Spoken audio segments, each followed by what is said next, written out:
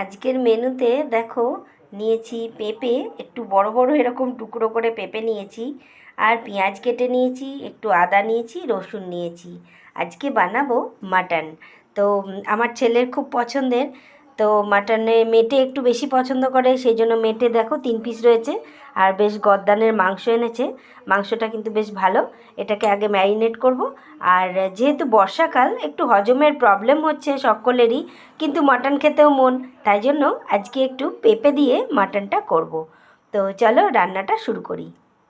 এ দেখো, এর মধ্যে ধনে জিরে গুঁড়ো, হলুদ গুঁড়ো, তারপরে এটা কাশ্মীরি লঙ্কার গুঁড়ো, আর আদা পেঁয়াজ রসুন আর শুকনো লঙ্কা বেটে এর মধ্যে দিয়েছি। এবার এটাকে ভালো করে ম্যারিনেট করে রেখে দেবো। নুনও দিয়েছি, দিয়ে একসঙ্গে এই যে মেখে রেখে দেবো।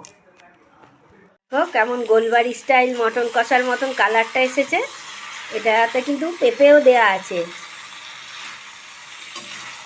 দেখো। এই দেখো পেঁপের টুকরো।